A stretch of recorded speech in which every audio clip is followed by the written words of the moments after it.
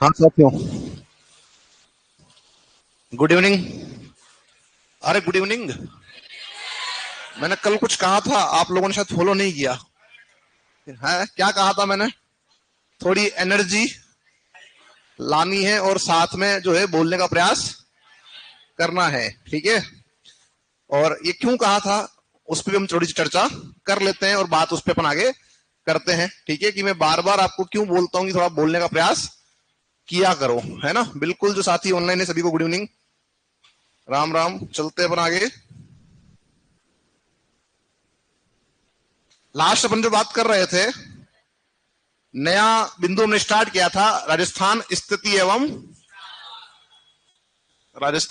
एवं विस्तार, है ना।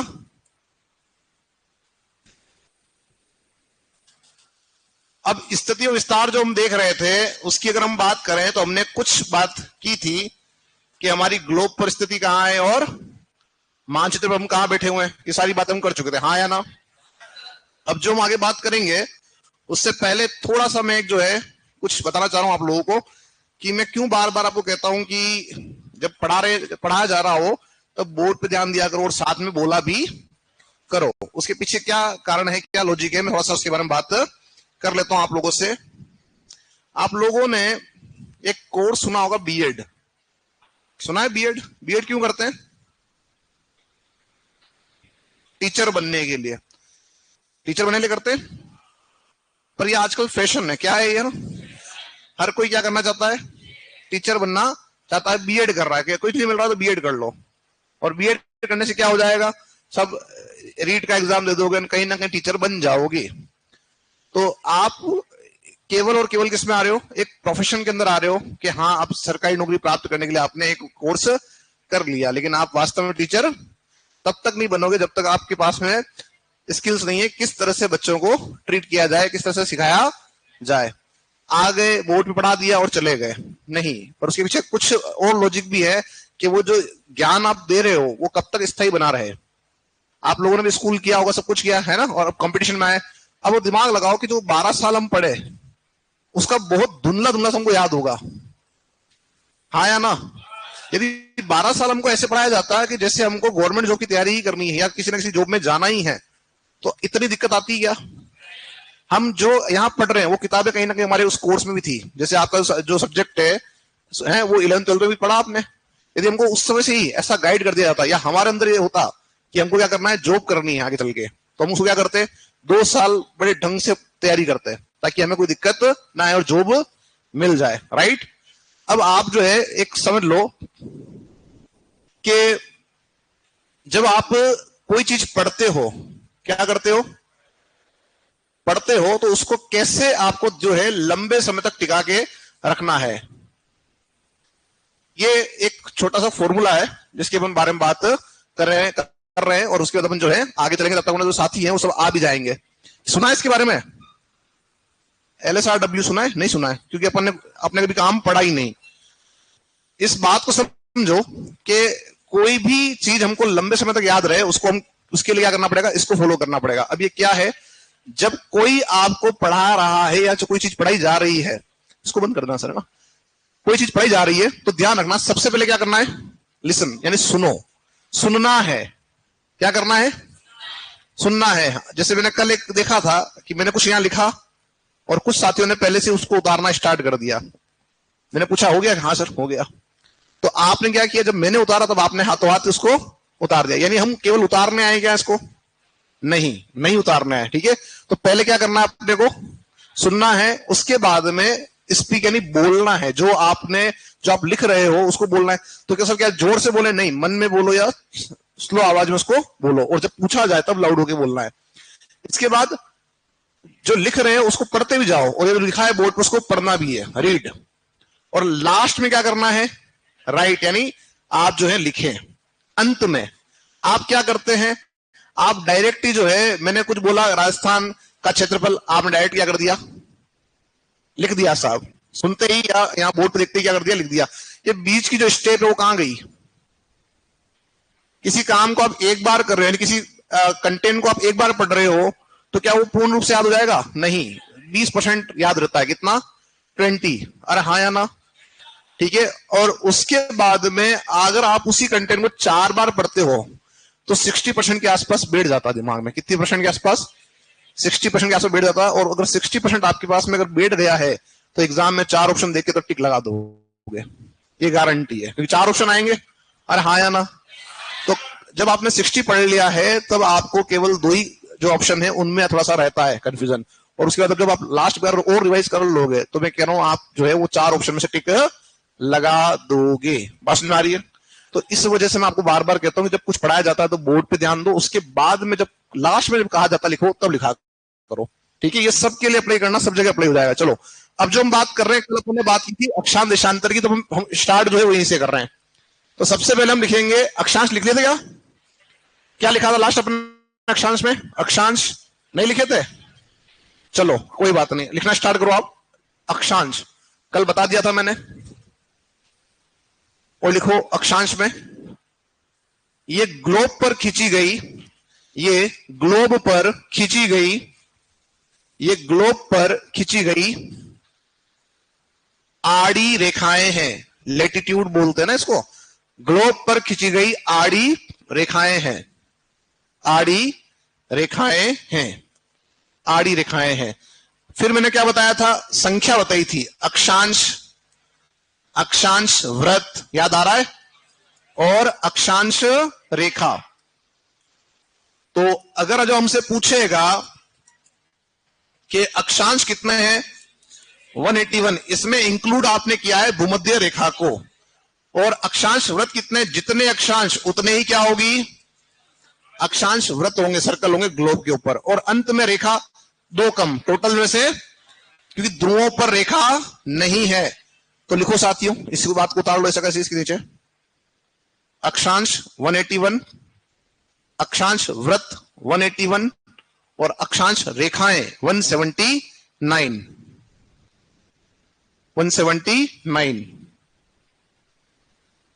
179 है ना। तो जो साथी पहले पढ़ चुके हैं वो बीच में ना बोले, वो सेकंड टाइम में बोलेंगे, है ना। बाकी जो नए हैं उनको प्रयास करने देना एक बार। अब आपने ये तो देख लिया सब अक्षांश जो है वो ग्लोब पर खींची गई आड़ी रेखाएं। मैं अगर आपसे पूछूं कि अक्षांश का उपयोग क्या है, किस लिए आप अक्षांश को यूज करते हैं, उपयोग में लेते हैं, बताओ किसके लिए? जलवायु के लिए। और कोई? दूरी मापने के लिए। और कोई? आवाज जो है वो जलवायु वाले तो वो है जिन्होंने पढ़ रखा है, ठीक है, तो उन्होंने फट से बोल दिया जलवायु ज्ञात करने के लिए। ध्यान रखना साथियों, अगर हम ये कहते हैं कि अक्षांश के द्वारा स्थिति ज्ञात की जाती है तो अकेला अक्षांश कुछ नहीं कर सकता। बस में आ रही है मैं क्या कह रहा हूं?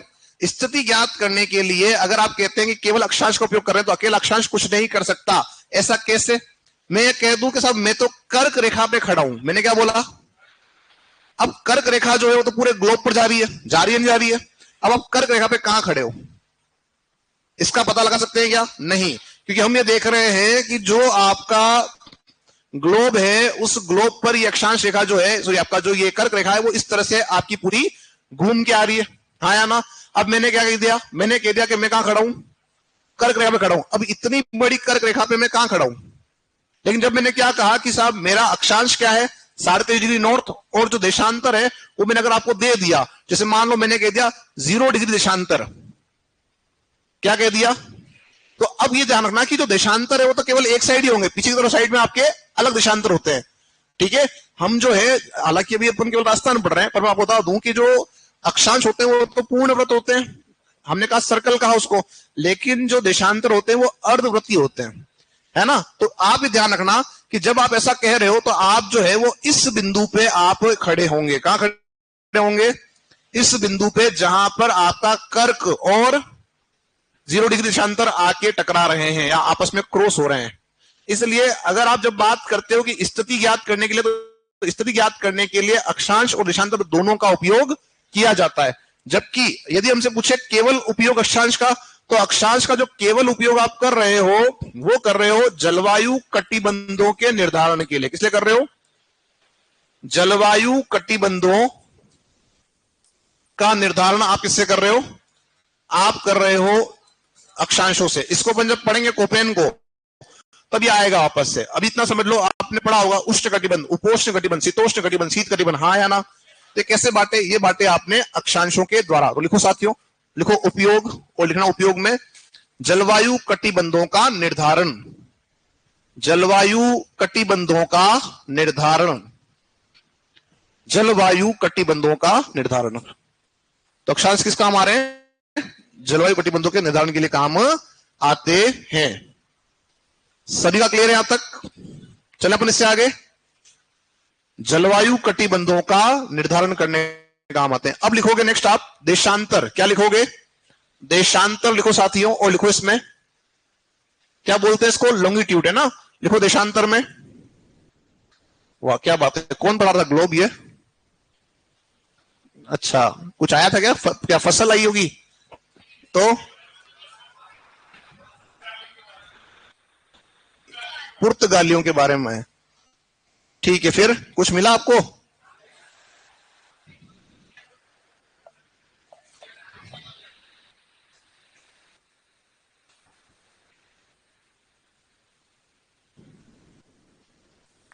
चलो लिखो देशांतर में, ये ग्लोब पर खींची गई, यह ग्लोब पर खींची गई खड़ी रेखाएं हैं, यह ग्लोब पर खींची गई खड़ी रेखाएं हैं,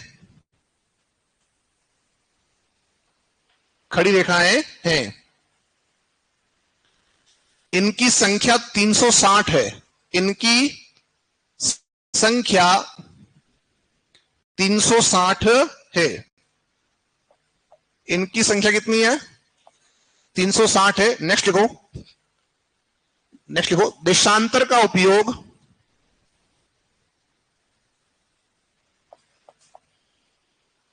देशांतर का उपयोग, उपयोग समय व तिथि, तिथि मतलब तारीख, डेट, समय व तिथि, तिथि निर्धारण के लिए किया जाता है, निर्धारण के लिए किया जाता है, समय व तिथि निर्धारण के लिए किया जाता है। समझ में आ गई बात? अब लिखो अगला, ग्लोब पर सबसे बड़ा देशांतर, ग्लोब पर सबसे बड़ा देशांतर, देशांतर 180 डिग्री,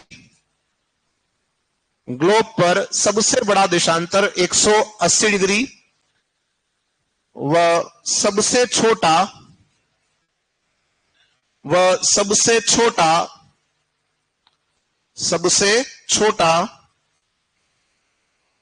सबसे छोटा 0 डिग्री देशांतर है, सबसे छोटा 0 डिग्री देशांतर है, सबसे छोटा 0 डिग्री देशांतर है, 0 डिग्री देशांतर है। ठीक है, लिख दिया आप लोगों ने सबने? छोटा कौन सा है और बड़ा कौन सा अपने पास में है? 180 डिग्री हमारे पास में बड़ा देशांतर है। देखो साथियों, ऐसे जो मैप होते हैं इनको समझ लेना एक बार। तो ये जो मैप है ये विवादास्पद है। कैसे विवादास्पद है? इसमें कुछ हिस्सा जो है, जो भारत का हिस्सा है, वो कहां बता दिया आपका? वो बता दिया आपने पाकिस्तान के अंदर। तो इस तरह के जो मैप है उनको अपने को देखना नहीं है। हम देखेंगे इस तरह के मैप को जिसमें क्या है,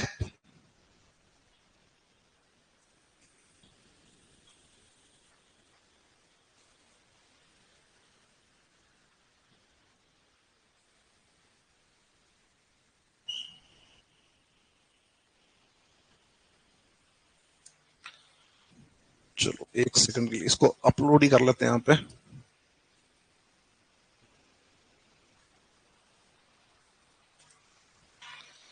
देखो साथियों, ये आपका जो मैप है, ये जो ग्लोब है, इस ग्लोब पर अपना भारत, और अपने कल बात कर ली थी कुछ बारे में, है ना? यहां पर जो है मैंने भी आपको ये कहा था कि अगर किसी मैप में ये वाला पोर्शन जो आपको दिख रहा है लाइट ग्रीन में, ये नहीं है, तो इसका मतलब मैप क्या है? विवादास्पद है। मतलब ये दिखाना चाहता है कि ये हिस्सा भारत का नहीं है। अधिकांश जो आपके अंतरराष्ट्रीय जो हम कह सकते हैं प्रेस है या कुछ भी है, वो क्या करती है? इस भाग को नहीं दिखाती, वो कहती है तो पाकिस्तान का है। किसने कब्जा कर रखा है? कब्जा पाकिस्तान ने कर रखा, लेकिन भाग किसका है? हमारा। तो ठीक है, सुलह हो गई, नहीं तो ये ले लिया होता अपन ने, है ना? अरे हाँ या ना? जोश नहीं दिख रहा आप में। आप तो कह रहे हो ये भी ले जाओ साहब, ऐसा तो नहीं है? ठीक, तो ये ध्यान रखना, ये जो है ये इस पे कवर कर रखा है इन्होंने। तो ग्लोब पर जो रेखा दिख रही है आपको आड़ी, वो तो क्या हो गई? अक्षांश। और जो खड़ी रेखा है वो क्या हो जाएगी आपकी? देशांतर। अब मैंने क्या लिखवाया कि जो देशांतर सबसे बड़ा वो कौन सा है? 180। और छोटा कौन सा है? तो फिर देशांतर 360 हो कैसे रहे? समझो, जो 0 डिग्री है वो क्या कर रहा था? ग्लोब को बांट रहा था दो भागों में, नॉर्थ आपका ईस्ट और वेस्ट, याद आ रहा है? तो जो इसके पूर्व की ओर का भाग है वो क्या कहलाएगा? पूर्वी गोलार्ध। और जो ये वाला भाग वो कहलाएगा पश्चिमी गोलार्ध। अब आप क्या करोगे, जब आप जीरो से चलना स्टार्ट करोगे पूर्व की ओर, तो 1 2 3 4 ऐसे ही चलोगे, एक देशांतर दूसरे देशांतर, है ना? और लास्ट में आगे कहां रुक जाओगे? 179 डिग्री। और इन सब के आगे लग जाएगा ई मतलब ईस्ट, यानी पूर्वी देशांतर है। क्या है ये? अब आप जाओगे इधर, तो यहां से स्टार्ट हो 1 2 3 4 5, और ऐसे घूमते हुए पूरे ग्लोब का चक्कर लगा के आप आओगे, कहां रुकोगे?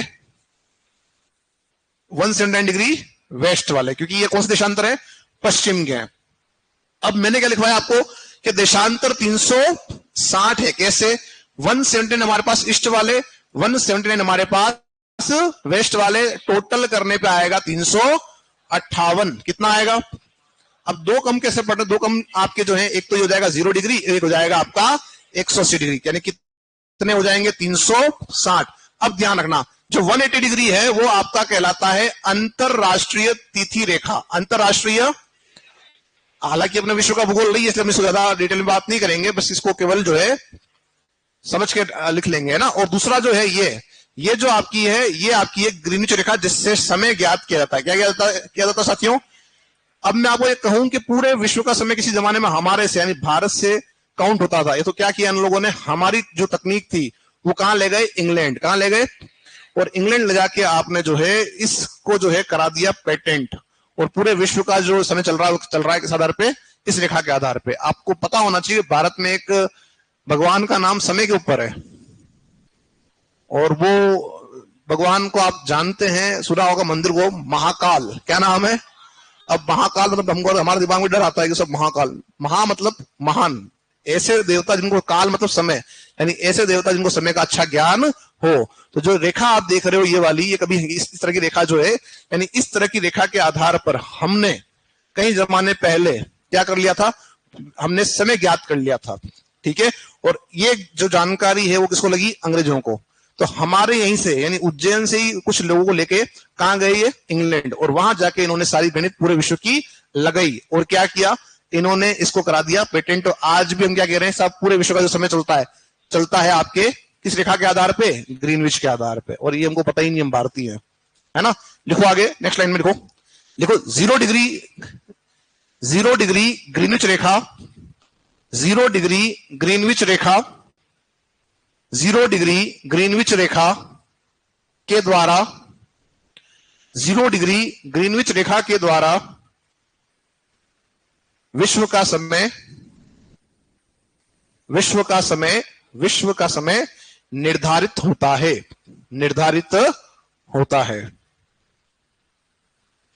निर्धारित होता है। ठीक है, नेक्स्ट लिखें, अगला लिखें 180 डिग्री देशांतर, 180 डिग्री देशांतर, 180 डिग्री देशांतर को 180 डिग्री देशांतर को अंतरराष्ट्रीय तिथि रेखा, इंटरनेशनल डेडलाइन, अंतरराष्ट्रीय तिथि रेखा, इंटरनेशनल डेडलाइन कहा जाता है।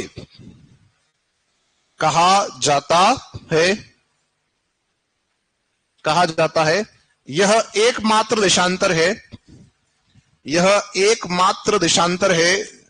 जो टेढ़ी मेढ़ी है। यह एकमात्र देशांतर है जो टेढ़ी मेढ़ी है। यह एकमात्र देशांतर है जो टेढ़ी मेढ़ी है। यह एकमात्र देशांतर है जो के साथियों टेढ़ी मेढ़ी है। समझ में आ गई बात? अब चलते अपन आगे। हमने अक्षांश देशांतर क्या है देख लिया। इस देशांतर में एक लाइन और जोड़ लेंगे अपन। लिखो, एक देशांतर को एक देशांतर को पार करने पर समय में 4 मिनट का अंतर आता है। एक देशांतर को पार करने पर समय में 4 मिनट का अंतर आता है। और इस बात को जो है जब अपन आगे पढ़ेंगे एक चैप्टर, तब इसको अपन समझेंगे कि कैसे आपका देशांतर से समय में अंतर आता है। अब समझो इस बात को कि अभी हम पढ़कर आए अक्षांश देशांतर, हाँ या ना। अक्षांश किसी लिखा है आड़ी और देशांतर कैसी है, खड़ी।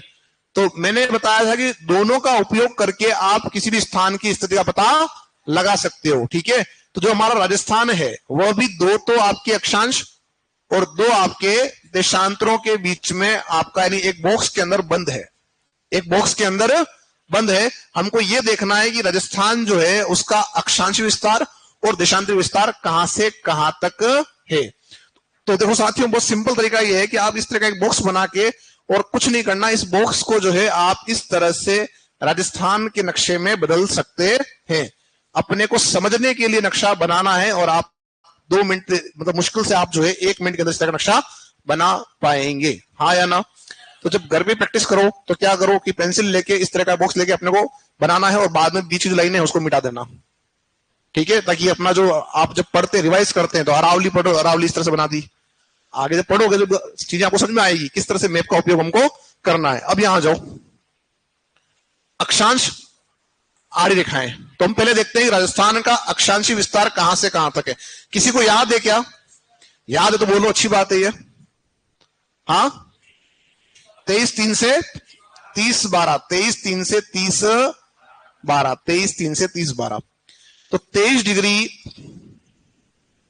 3 मिनट उत्तरी अक्षांश से 30 डिग्री 12 मिनट उत्तरी अक्षांश। अब ये उत्तरी अक्षांश न लिख के यहां केवल अगर नॉर्थ यानी एन कर देते तो भी वही मतलब था, तो भी उसका मतलब वही है। एन मतलब नॉर्थ यानी उत्तरी अक्षांश। अब बात यह आ रही कि मैंने लिखा 23 लिख दिया यहां पे और 30 लिखा ऊपर, क्या है मैंने सही लिखा? क्या है मैंने सही लिखा? 23 नीचे और 30 ऊपर, क्या ये बात सही है?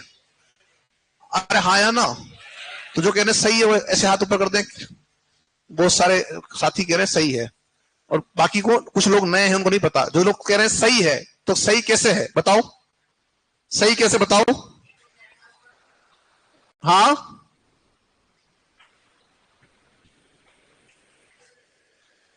जीरो डिग्री से हम कहां हैं? ऊपर की ओर है। अभी हम देख कर आए थे, अभी हम ये बात देख कर आए थे कि साथ जो है अक्षांश जो आपके हैं वो कितने हैं आपके। और हमने कल भी एक बात देखी थी कि आप जो है ग्लोब पर यहां से यहां जा रहे हैं 90 यहां तक और 90 यहां तक। हम कहां बैठे हैं? इससे ऊपर। तो जीरो कहां आएगा? नीचे। यानी जीरो से यानी उत्तर की ओर जाने पर संख्या बढ़ेगी। इसी वजह से 23 कहां आ रहा दोस्तों? 23 आपका जो है दक्षिण की तरफ और जो 30 आ रहा वो उत्तर की तरफ। कोई आपत्ति? इसी बीच में अपन एक बात और कर लेते हैं कि यहां पर एक रेखा और है जो राजस्थान के दक्षिण से होकर गुजरती है और यह रेखा केवल और केवल 2 जिलों में गुजरती है। Very good. नाम क्या रेखा का? कर्क रेखा। और जो कर्क रेखा है उसका मान कितना? 23.5 डिग्री, 23.5 डिग्री नॉर्थ यानी कि उत्तरी अक्षांश। अब हम चलते हैं एक और बात करते हैं कि राजस्थान जो है उसका देशांतर विस्तार कितना है। याद है किसी को? 69-30 से 78-17। देखो जो ये चीजें हैं ये तो आपको रटी हुई होनी चाहिए, है ना। अभी आप जब पहली बार पढ़ रहे हो तो कोई बात नहीं, लेकिन कल जब आप आओगे तो आपके दिमाग में छपी होनी चाहिए कि साहब राजस्थान का अक्षांश विस्तार, देशांतर विस्तार, लंबाई, चौड़ाई, क्षेत्रफल, ये सारे क्या होने चाहिए? अपने रटे हुए होने चाहिए, क्योंकि हमको पढ़ना है, इनको याद रखना है बार बार। तो जो देशांतरी विस्तार है वो 69 डिग्री 30 मिनट पूर्वी देशांतर से कितना है दोस्तों? आपका है 78 degree 17 minute, 78 degree 17 minute east मतलब वही आपका आ गया पूर्व देशांतर। या तो पूरा लिख दो या लिख दो आपका ई मतलब ईस्ट, ठीक है। तो जब एग्जाम देने जाओगे और वहां क्वेश्चन आ गया तो जानबूझ के करेगा ई के स्थान पे दे सकता है डब्ल्यू यानी वेस्ट, एन के स्थान पे दे सकता है एस यानी एक तो दे दिया एस, सॉरी आपका एक दे दिया आपका एन और एक दे दिया आपका एस। तो ध्यान रखना ढंग से, दोनों में क्या आना चाहिए, दोनों में यहां आएगा आपका नॉर्थ और इधर दोनों में क्या आएगा ईस्ट। अब बात ये आती है कि मैंने लिखा है 69 इधर, तो क्या ये सही लिखा है? क्यों सही है बताओ? क्योंकि आप कहां बैठे हो, आप बैठे हो साथियों जीरो से कहां बैठे हो, पूर्व की ओर। कहां बैठे हो? तो हमने क्या देखा कि पूर्व से पश्चिम की ओर आने पर देशांतर बढ़ रहे हैं, हाँ या ना? तो सेम आपका क्या होगा, राजस्थान में भी होगा कि राजस्थान के अंदर पूर्व से, सॉरी पश्चिम से पूर्व की ओर आने पर देशांतर बढ़ेगा। बात समझ आ रही है? अब बार बार हम एक शब्द का उपयोग कर रहे हैं, 69 डिग्री 30 मिनट, 23 डिग्री 3 मिनट। ये डिग्री और मिनट क्या है? तो डिग्री और मिनट को ध्यान रखना कि जो डिग्री आपका है इसका सिंबल ये है और उससे छोटा कौन है, मिनट, उसका सिंबल ये है। मैं थोड़ा सा आपको और समझा देता हूं। यहां पर ध्यान रखना, डिग्री और जो मिनट आपका उसका संबंध क्या है। एक डिग्री, ये सिंबल किसका है, डिग्री का, और एक डिग्री जो होता है वो बराबर होता है 60 के, 60 मिनट के। सिंबल क्या है मिनट का, ये। इसके बाद में ये जो सिंबल है मिनट का, यानी एक मिनट बराबर होता है 60 सेकंड, इसका सिंबल आपका यह है। अब ध्यान रखना कि हमने यहां पर कर्क रेखा को पढ़ा 23.5, 23.5 क्यों बोला अपन ने, 23 और आधा, 23 और आधा, क्या पढ़ोगे 23.5, यानी एक डिग्री का आधा कितना होता है, एक डिग्री का आधा होता है 30 मिनट, हाँ या ना? इसलिए क्या पढ़ रहे हो, इसको पढ़ रहे हो हम 23.5, कोई आपत्ति? अब हम देखेंगे यहां से लेके दक्षिण से लेके उत्तर तक कितने अक्षांशों में हमारा राजस्थान फैला हुआ है, राजस्थान का अक्षांशी फैलाव कितना है। तो अक्षांशी फैलाव ज्ञात करने के लिए आपको अक्षांशों को घटाना पड़ेगा। तो बताओ कहां से कहां तक फैला हुआ राजस्थान, कोशिश करो याद करने की। अभी देखा आपने बोर्ड पर 23.3 से 30.12, तो 30.12 बड़ा है और उसमें से हम घटा देंगे 23.3 को। घटाओ कितना आएगा, 12 में से 3 गए तो 9, और यहां यानी राजस्थान का अक्षांशी फैलाव कितना है, 60 डिग्री 9 मिनट का, हाँ या ना? अब बात करते हैं अपन देशांतरी फैलाव, किसके बारे में बात करते हैं, देशांतरीय फैलाव जो हमारा है राजस्थान का, उसके बारे में बात करते हैं। तो राजस्थान का जो देशांतरी विस्तार है वो कितना है, 69.30 से 78.17। तो अब तो आप माइनस कर लोगे, है ना? करो, माइनस करो, उसको करो, कॉपी में आ रहा हूं मैं। हाँ, नहीं आपको नहीं बोलना है, जो साथी पढ़ चुके उनको, आप केवल और केवल अभी कॉपी में करो, मैं भी पर्सनली आगे चेक करने वाला हूं। जल्दी माइनस करो उसको फटाफट से, बहुत सिंपल काम दिया है, पेन चलना चाहिए सबका।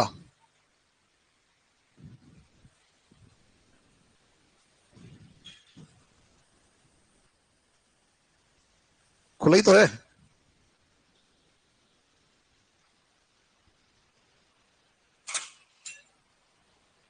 निशा यादव, निशा यादव है कोई?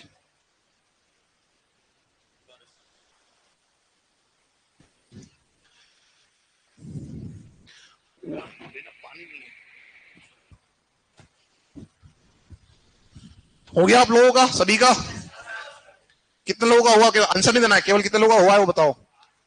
ये अधिकांश शक्लें पुरानी है हमारी। हाँ एक सेकंड, हाँ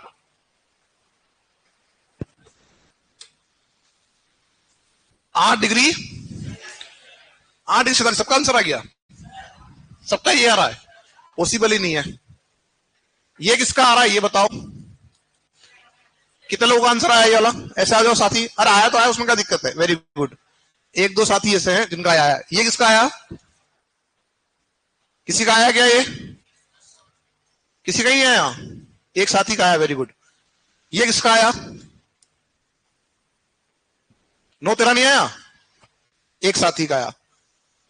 ये कितने लोगों का आया, अधिकांश का आया, और बाकी निर्दलीय है, कोई आंसर ही नहीं आया आप लोगों का।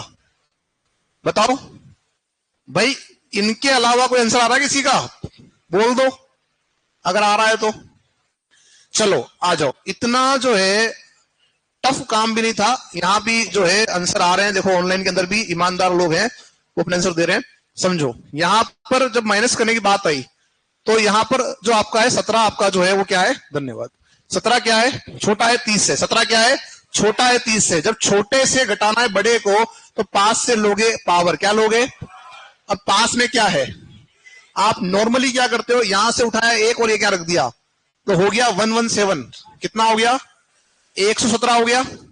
यही गलती हो गई, अगर ये हो गया तो ये गलती हो गई, क्योंकि ये देखो कि यहां जो आपका ये डिग्री और ये क्या है, मिनट है, तो आप पास से क्या लोगे, 1 डिग्री, क्या लोगे? और वो 1 डिग्री इधर आकर बदल जाएगा किसमें, मिनट में। यानी 1 डिग्री यहां आया, यहां से इधर आया तो वो बदल गया किसमें, 60 मिनट में। 17 पहले से है, 60 और 17 कितने होते हैं, 77। और यह कितना बचेगा? कोई आपत्ति? किसको नहीं आया समझ में? आ गया सबको? अब माइनस करो, कितना आया, 7 में गया 07 और 7 में गया 3 तो 4, 47, और यहां आपका बचेगा 8, 8 डिग्री 47 मिनट। कोई आपत्ति किसी की? समझ में आ गया? तो राजस्थान का अक्षांशी फैलाव कितने डिग्री का है और राजस्थान का देशांतरी फैलाव कितने डिग्री का है? चलो अब आ जाओ वापस पीछे। राजस्थान की लंबाई ज्ञात करनी, लंबाई ज्ञात करते ऐसे खड़े रूप में, हाँ या ना? तो राजस्थान इस तरह से खड़ा हुआ, यानी नॉर्थ से साउथ की ओर आप जो है ज्ञात करोगे लंबाई कितनी है दोस्तों, 826 किलोमीटर। ये बहुत बेसिक प्रश्न है जो हमको याद होने ही चाहिए हमेशा। रात को 2 बजे उठा के पूछ ले, लंबाई चौड़ाई क्षेत्रफल अक्षांश देशांतर, ये याद होना चाहिए, ठीक है? चौड़ाई पूर्व से पश्चिम 869 किलोमीटर। कोई आपत्ति किसी की? अब हमारे सामने जो है राजस्थान की लंबाई चौड़ाई तो आ गई। अब हम जाएंगे क्षेत्रफल की ओर। कहां जाएंगे? तो राजस्थान का क्षेत्रफल कितना है? वेरी गुड, 3,02,239.74 वर्ग किलोमीटर। ये तो हो गया वर्ग किलोमीटर में। लेकिन आप ही के बोर्ड ने एक एग्जाम में, कांस्टेबल से एग्जाम प्रश्न पूछ लिया कि राजस्थान का क्षेत्रफल बताइए वर्ग मील में, क्या पूछ लिया? और वर्ग मील में कितना था? 132,139, 132,139 वर्ग मील। अब ये ध्यान रखना यहां पे कि यहां पर राउंड ऑफ में वहां दे दिया था 140, तो कोई फर्क उससे नहीं पड़ जाएगा, ठीक है? क्या दे दिया था? 132 140, पर सही क्या है? 132 139। यहाँ 239 था, यहाँ कितना आ गया? तो ये थोड़ा सा ध्यान रखना कि राजस्थान का क्षेत्रफल वर्ग किमी में और वर्ग मील में दोनों में हमको याद होना चाहिए। हम ये जानते हैं कि राजस्थान जो है देश का सबसे बड़ा राज्य, सबसे बड़ा राज्य हमारा राजस्थान है, ये ध्यान रखना। और ये कितना बड़ा है आपको हम बता दें कि इतना बड़ा है साहब। और उसके बाद देश का कितना भाग रखता है? तो देश के क्षेत्रफल का कितना? देश के क्षेत्रफल का 10.41% भाग रखता है, ठीक है? समझ में आ गई बात? तो कितना बड़ा आपका स्टेट है वो देख लेंगे यहाँ पे क्षेत्रफल के आधार पे, और जो परसेंटेज आपका है उसके आधार पे कितना है, तो ये आपका है। दोनों बातें क्लियर है? चलो तो लिखना स्टार्ट करें। कहां तक लिखा लास्ट आपने? अक्षांश लिख दिया था? एक बार इसको बना लो फटाफट, जल्दी बनाना इसको।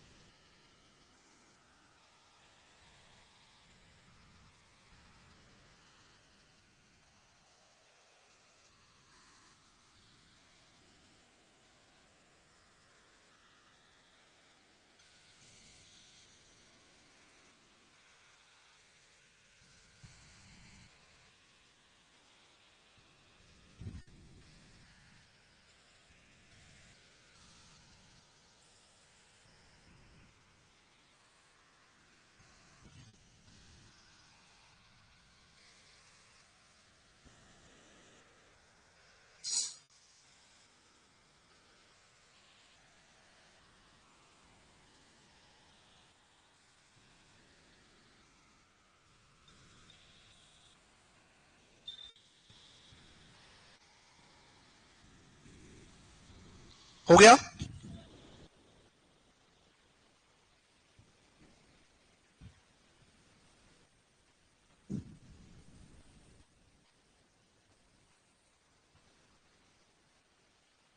चले इससे आगे, जल्दी करें।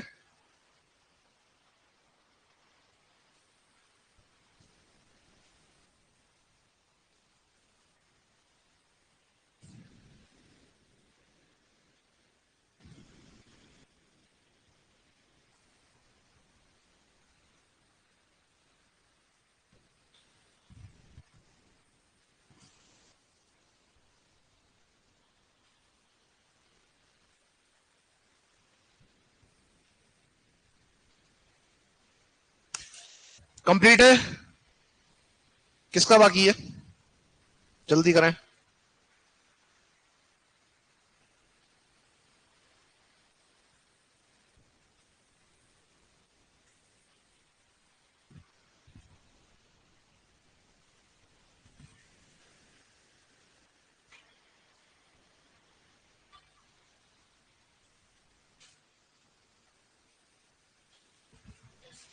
चलो हो गया होगा ना अब तक तो। लिखो आगे,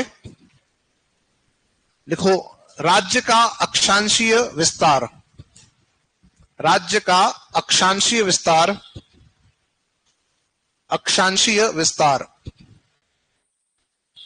23 degree 3 minute, 23 degree 3 minute, 23 degree 3 minute उत्तरी अक्षांश से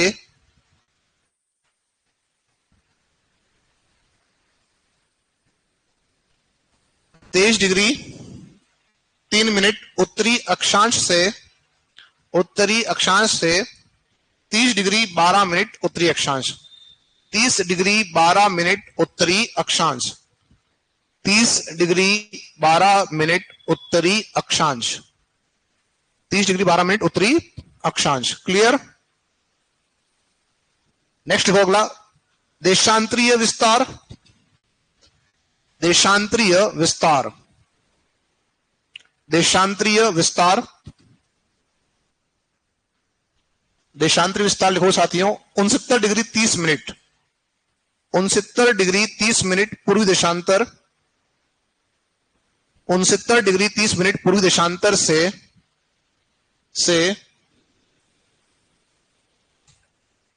78 डिग्री 17 मिनट, 78 डिग्री 17 मिनट पूर्वी देशांतर, 78 डिग्री 17 मिनट पूर्वी देशांतर। क्लियर सभी का? नेक्स्ट लिखो अगला, अक्षांशीय फैलाव। अक्षांशीय फैलाव 7 डिग्री 9 मिनट, अक्षांशीय फैलाव 7 degree 9 minute, 7 degree 9 minute, 7 degree 9 minute, 7 degree 9 minute. Next लिखो,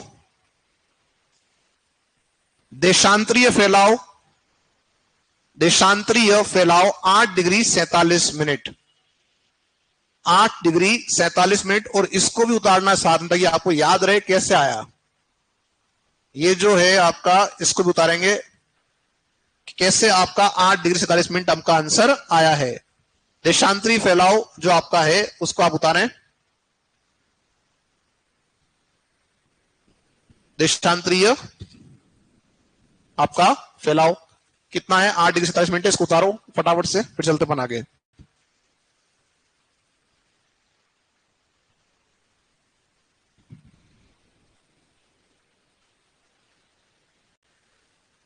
और इसको उतारने के बाद में ये भी उतारना कि 1 डिग्री बराबर कितना है? 60 मिनट, और 1 मिनट बराबर 60 सेकेंड। ठीक है, मैं इसको यहां पे लिख भी रहा हूं साथ साथ में, आप लोगों को ध्यान रहे। ये मिनट को दिखा रहा है और ये दिखा रहा है सेकंड को। ठीक है, उतारो।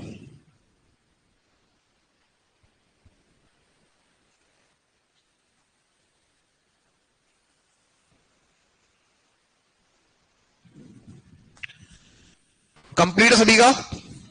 चले आगे, ये उतार लिया बॉक्स वाला। अगला लिखो नेक्स्ट, कर्क रेखा। कर्क रेखा ये बाकी है आप लोगों का, जल्दी करो, ये उतारो जल्दी, फटाफट से चलते अपन आगे, जल्दी करो, है ना, थोड़ा सा स्पीड रखना लिखने की, क्योंकि अपने को ज्यादा कंटेंट पढ़ना है। चलो अब आप देखो, कर्क रेखा 23.5 डिग्री उत्तरी अक्षांश, कर्क रेखा 23.5 डिग्री उत्तरी अक्षांश, कर्क रेखा 23.5 डिग्री उत्तरी अक्षांश, 23.5 डिग्री उत्तरी अक्षांश, लिख दिया दोस्तों, लिखो आगे। कर्क रेखा, कर्क रेखा जो कि यहां लिखा है साथियों 23.5 डिग्री उत्तरी अक्षांश, इसमें लिखना हमको, लिखो यह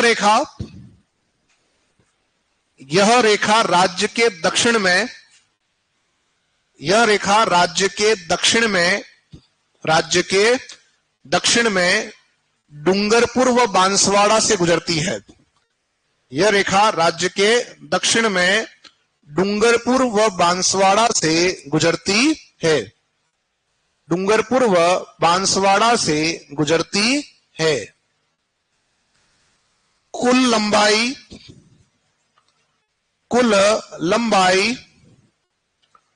लंबाई 26 किलोमीटर, 26 किलोमीटर ना, कुल लंबाई कितनी है 26 किलोमीटर, कर देना ब्रैकेट में, डूंगरपुर में 1 किलोमीटर, डूंगरपुर में 1 किलोमीटर व बांसवाड़ा में 25 किलोमीटर, डूंगरपुर में 1 किलोमीटर व बांसवाड़ा में 25 किलोमीटर, और ब्रैकेट कर देना बंद। डूंगरपुर में 1 किलोमीटर और बांसवाड़ा में 25 किलोमीटर, ये लिखकर आप बोर्ड पर आ जाएंगे। अब ये बात ध्यान रखना कि आपने पहले भी ये बातें पढ़ी है कि ग्लोब के ऊपर भूमध्य रेखा है जो ग्लोब को बांटती है 2 भागों में, इसके ऊपर एक रेखा है कर्क रेखा जो हमारे राजस्थान के दक्षिण से गुजर रही है, और एक रेखा दक्षिणी गोलार्ध में ऐसी है आपकी मकर रेखा। अब दोस्तों क्या प्रभाव पड़ेगा कर्क रेखा के राजस्थान से गुजरने का, आप ये ध्यान रखना कि जो भूमध्य रेखा का पोर्शन होता है वहां पर तो हमेशा किरणें कैसी मिल रही है आपको, सीधी, सूर्य किरणें कैसी मिल रही है, सीधी किरणें। और जो आपका मकर रेखा है, जब हमारे यहां पर सर्दी होती है तब किरणें कैसी गिरती है यहां पर, सीधी, ठीक है। और जब आपके यहां पर गर्मी यानी अभी का जो समय है तब आपकी किरणें कैसी मिल रही, कर्क रेखा पे सीधी। अब आप इस बात को समझो कि अधिकतम जो सीधी किरणें हो सकती है वो कहां हो सकती है, उत्तरी गोलार्ध में कर्क रेखा तक, कहां हो सकती है। तो जो सीधी किरणें हमको मिल रही है हमारे राजस्थान में वो केवल और केवल डूंगरपुर और बांसवाड़ा में मिल रही है, बाकी जो सारा राजस्थान है वो कहां है, इससे ऊपर है। यानी हमारे पास जो किरणें आ रही है वो कैसी आ रही है, तिरछी, कैसी किरणें आ रही है, तिरछी किरणें आ रही है। तो जब आप राजस्थान के दक्षिण में बैठे हो, है ना, तब तो किरणें कैसी मिल रही है, सीधी मिल रही है साहब, क्योंकि यहां पर आपका सूर्य है और यहां से सूर्य जो है वो सीधी किरणें कर्क रेखा तक भेज रहा है। लेकिन जब आप जाओगे दक्षिण से उत्तर की ओर तो क्या होगा, जो किरणें आपकी है उसका क्या हो जाएगा, तिरछापन बढ़ने लग जाएगा। तो सीधा प्रश्न आ जाएगा, राजस्थान में सर्वाधिक तिरछापन जो है वो कहां देखने को मिलेगा, वो मिलेगा यहां पर। क्यों मिलेगा, क्योंकि यहां से किरणें जो है वो तिरछी होकर कहां जाएगी, उत्तर की ओर, हाँ या ना। तो ध्यान रखना, जो सीधी किरणें मिल रही राजस्थान में वो किन जिलों को मिलती है, डूंगरपुर और उत्तर की ओर जाने में क्या हो जाएगा, किरणों का तिरछापन बढ़ेगा। सर्वाधिक तिरछी कहां मिलेगी, तो लिखो साथियों, लिखो कर्क रेखा के कारण, कर्क रेखा के कारण, कर्क रेखा के कारण, ये जो साथी लिख रहे हैं इसको समझाओ, किसको समझाना है वो थोड़ा सा कमेंट में लिखो आप, ऑनलाइन जो साथी है, ठीक है। और अगर आप लेट आते हैं तो क्लास को वापस देख लेना, ठीक है, क्योंकि हम स्टार्टिंग से इस चीज को पढ़ रहे हैं। लिखो आगे, कर्क रेखा के कारण डूंगरपुर व बांसवाड़ा, डूंगरपुर व बांसवाड़ा में सूर्य की किरणें सीधी, सूर्य की किरणें सीधी गिरती है, सूर्य की किरणें सीधी गिरती है, तथा कर्क रेखा से, तथा कर्क रेखा से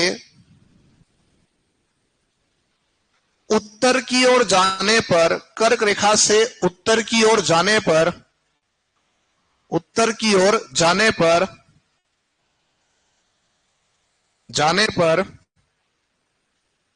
किरणों का तिरछापन बढ़ता है, किरणों का तिरछापन बढ़ता है, किरणों का तिरछापन बढ़ता है, किरणों का तिरछापन बढ़ता है। सर्वाधिक तिरछी किरणें, सर्वाधिक तिरछी किरणें, सर्वाधिक तिरछी किरणें श्रीगंगानगर को प्राप्त होती है, श्रीगंगानगर को प्राप्त होती है, श्रीगंगानगर को प्राप्त होती है। ठीक है, एक तो यह हो गया प्रभाव। दूसरा प्रभाव क्या पड़ रहा है उसको समझो। जो आपका भूमध्य रेखा और जो कर्क रेखा का जो बीच का भाग है उसको आप जानते हैं, उसे आप कहते हैं उष्ण कटिबंध। क्या कहते हो? और जो आपका कर्क रेखा से ऊपर का भाग है उसे हम कहते हैं उपोष्ण कटिबंध। क्या कहते हैं? तो इस वजह से अगर आप देखोगे जो कर्क रेखा के निकट का इलाका है राजस्थान में, वहां पे क्लाइमेट कैसी है? उष्ण कटिबंधीय, ट्रॉपिकल। और जो उससे ऊपर का भाग है वहां कैसी है? उपोष्ण। यानी राजस्थान का जो अधिकांश भाग आ रहा है वो कहां आ रहा है? उपोष्ण कटिबंधीय जलवायु के अंदर आ रहा है। एक को लाइन जोड़ो, लिखो कर्क रेखा के उत्तर का भाग, कर्क रेखा के उत्तर का भाग, उत्तर का भाग उपोष्ण कटिबंधीय जलवायु, कर्क रेखा के उत्तर का भाग उपोष्ण कटिबंधीय जलवायु, उपोष्ण कटिबंधीय जलवायु, जलवायु वाला है, जलवायु वाला है। तथा इसके दक्षिण का भाग उष्ण कटिबंधीय जलवायु वाला है, तथा इसके दक्षिण का भाग उष्ण कटिबंधीय जलवायु वाला है। तो दो प्रभाव आपके पड़ रहे हैं राजस्थान पे, एक तो किरणों का तिरछापन और एक आपका जलवायु कटिबंध। अपन इसके बारे में डिस्कस करेंगे जब हम पढ़ेंगे कोपेन। उष्ण कटिबंधीय जलवायु वाला है, उष्ण कटिबंधीय जलवायु वाला है। क्लियर सभी का? चलो, तथा इसके दक्षिण का भाग, तथा इसके दक्षिण का भाग उष्ण कटिबंधीय जलवायु वाला है। क्लियर है? चलो, तो ये हमने सारी बातें कर ली है अक्षांश देशांतर के बारे में और जो कर्क रेखा उसके बारे में। अगला लिखो नेक्स्ट, राज्य की लंबाई, राज्य की लंबाई 826 किलोमीटर, राज्य की लंबाई 826 किलोमीटर, व चौड़ाई 869 किलोमीटर, 869, व चौड़ाई 869 किलोमीटर, 869। लंबाई कितनी है? और लंबाई ज्ञात करोगे हमेशा नॉर्थ से साउथ, और चौड़ाई ज्ञात करोगे पूर्व से पश्चिम की ओर, ईस्ट से वेस्ट। अगला लिखो लंबाई व चौड़ाई में अंतर, लंबाई व चौड़ाई में अंतर, लंबाई व चौड़ाई में अंतर कितना आएगा दोस्तों? माइनस करने पे आएगा 43, 43। देखो 43 किलोमीटर, 43 किलोमीटर। डिफरेंस कितना आ रहा है इसमें? 43 किलोमीटर का। अगला लिखो, लिखो नेक्स्ट लाइन में, राज्य का क्षेत्रफल। और ये दोनों बातें उतारो, एक तो उतारे हो किलोमीटर में और एक उतारे हो मिल में। राज्य का क्षेत्रफल, राज्य का क्षेत्रफल दोनों उतारो बोर्ड से। एक साथी आप पूछ रहे हैं कि सिलेक्शन के लिए कितने नंबर चाहिए। देखो तो साथियों, कितने नंबर चाहिए सिलेक्शन के लिए आप अभी निर्धारित कैसे कर लोगे? कर सकते हो क्या?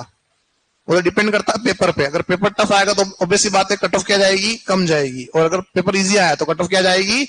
हाई जाएगी। लेकिन एक बहुत सिंपल तरीका यह है कि जो पिछली बार की कट ऑफ गई है उससे आप जोड़ लो, क्योंकि अगर आप कंपटीशन को बढ़ाते हो तो उससे 10 नंबर ज्यादा ऐड कर लो, यानी 10% ज्यादा ऐड कर लो।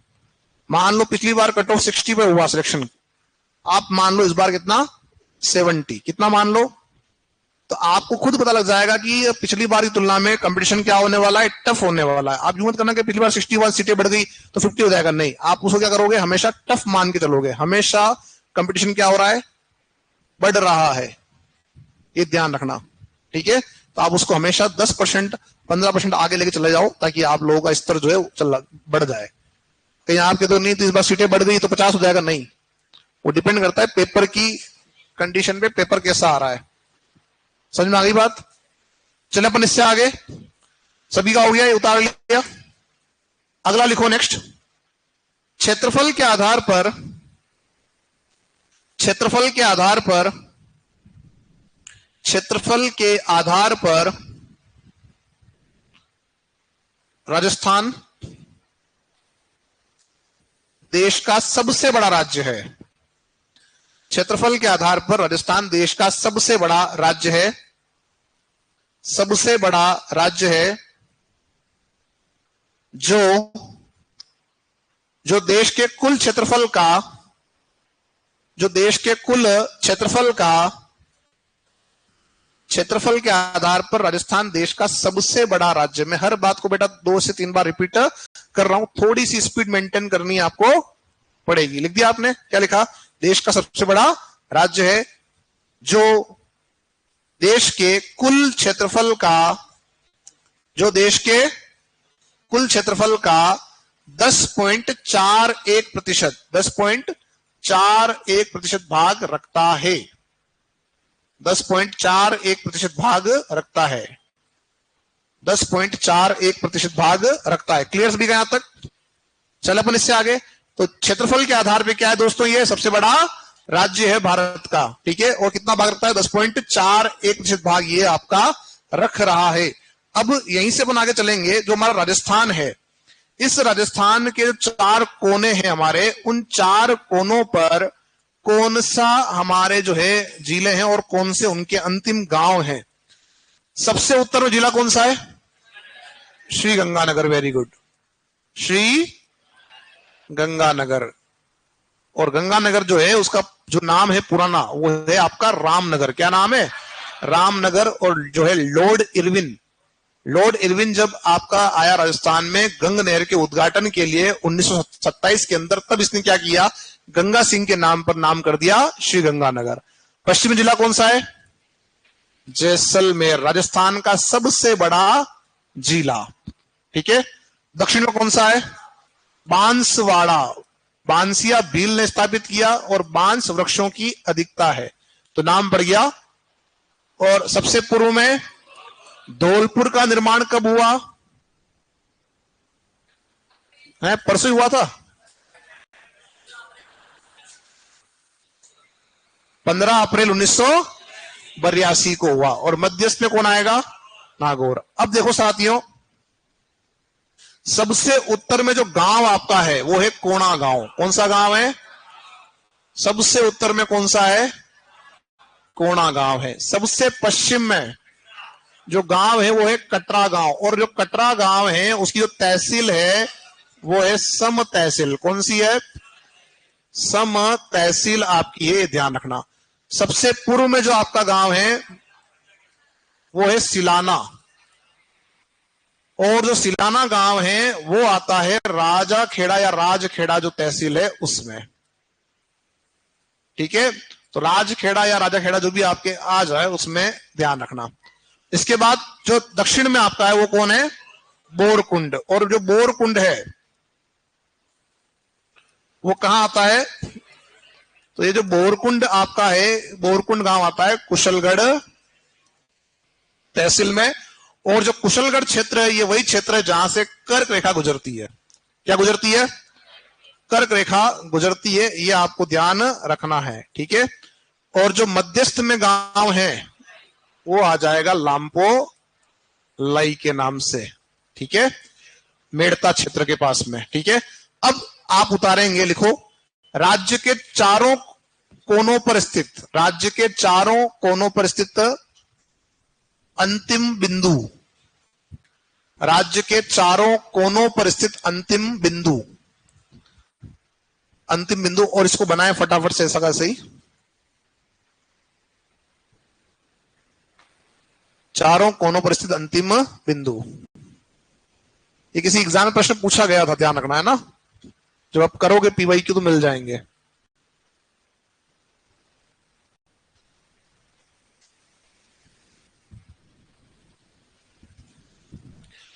मानचित्र पे काम किया आप लोगों ने? कितने लोगों ने किया? संख्या उतनी हुई, बड़ी तो नहीं। कल भी 5-7 हाथ खड़े हुए थे हैं?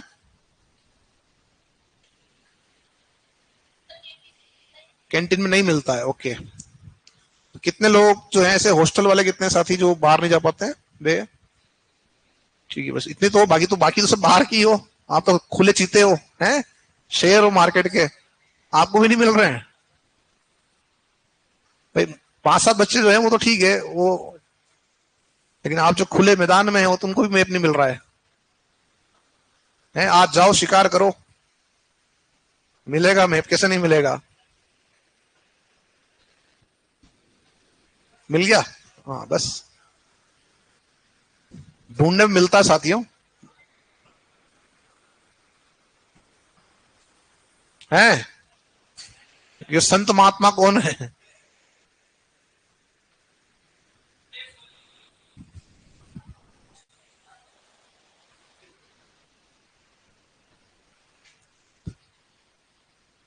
हो गया, जल्दी करो इसको। Very good. साथी कुछ कह रहे हैं ऑनलाइन के अंदर हमने पूरा भरना सीख लिया। वेरी गुड, अच्छी बात है। आप लोगों ने, ऑनलाइन वालों ने तो थोड़ी बहुत हिम्मत दिखाई है, और बाकी जो साथी अपने ऑफलाइन वाले हैं वो भी थोड़ा सा प्रयास करो।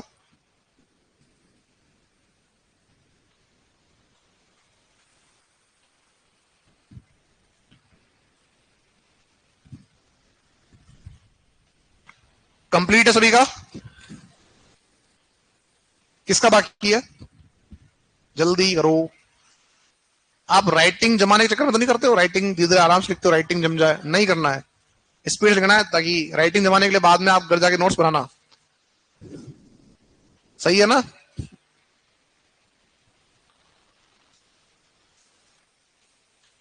देखो, कुछ लोग लाल पेन, काला पेन, हरा पेन, 3-4 तरह के पेन रखते हैं, और कुछ साथी एक ही पेन से सब कुछ होता है। एक ही पेन से हेडिंग, एक ही पेन से अंडरलाइन सब हो जाता है। हाँ या ना? है ना? तो वो ठीक बात है, लेकिन आप जो है जब इसको रिवाइज करते हो तब उसके ऊपर वो जो है लाल, काला, पीला जो भी आप है उसको अपनाए। चलो अपन यहां से आगे। सभी का हो गया। 4 कोने हैं, चारों कोने पे जो अंतिम जिले हैं और जो अंतिम गांव है वो मैंने आपको लिखवा दिए हैं। ठीक है। अब जो हम बात करेंगे इसके आगे, कि जो राजस्थान है उसका, कल हमने एक बात कह दी थी हमारी, संभाग। है ना? संभाग कौन कौन से और जिले कौन कौन से, उसके अंदर इसको हम जो है जोड़ेंगे। तो अभी अपन इसको यही रोक रहे हैं। कल अपन जो है आगे बढ़ेंगे, वो बढ़ेंगे संभाग वाले पार्ट से, और साथ ही साथ में जो सबसे बड़ा जिला है हमारा वो कौन सा है? जैसलमेर। वहां से स्टार्ट करेंगे। देखो सुन लो, कि जैसलमेर बड़ा जिला, सबसे बड़ा है, 38,401 इसका एरिया है। लेकिन जो छोटा है, अभी उसकी घोषणा भी हमारे सामने नहीं हुई। जब हो जाएगी तो हम उसके बारे में बात करेंगे, छोटा कौन सा है। पहले कौन सा था? धौलपुर था। कौन सा था? तो अब धौलपुर से भी छोटा आपका डिग जो है वो हो सकता है। ठीक है, तो उसका जो आएगा क्षेत्रफल, उसके आधार पर हम उसको छोटा घोषित करेंगे। अभी ये लेते हैं, कल बात करते हैं इसके ऊपर।